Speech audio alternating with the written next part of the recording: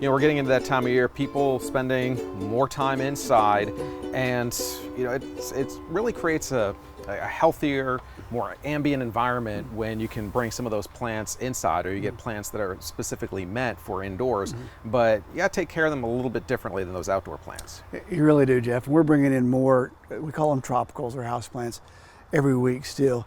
We're not going to really talk specifics this morning. Let's talk about just the overall health of taking care of the plant. One of the main things you want to do is not overwater.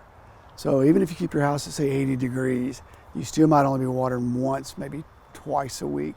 I'll just give you an idea. Some of the commercial projects that we take care of, their indoor plants, we're up there once a week.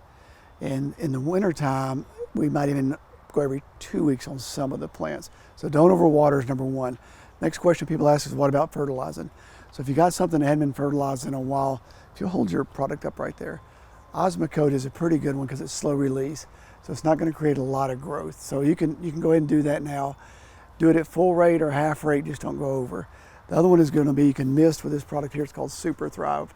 And we got it in for houseplants. And it's just a topical spray. It's not going to create a lot of growth, but it helps the overall plant health is overall. One thing that I'm going to mention too, when you bring them inside, if you put a house plant about one per every 180 square feet, that's when you're really going to see a difference in the house by doing that. So. I know a lot of the pots have a hole or something to drain them with, but some don't, and with those you got to be a little bit more careful. Yep, good point.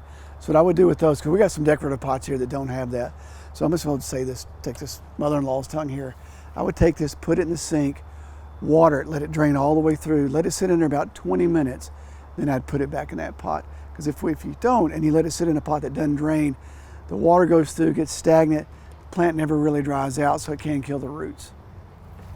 So that's a good point. that's what you don't want, and then you get into that over-watering situation, and then some people make the mistake of, looks unhealthy, needs more water, and it just makes it worse. Right, and this time of year, in the spring we talk about the light a little more. This time of year, most of the house plants you can put in full light, and it's not going to hurt them. You have to start transitioning them differently come March and April. All right, that's about all the time we have for this week. Join us back here next week for the Good Earth Greenhouse.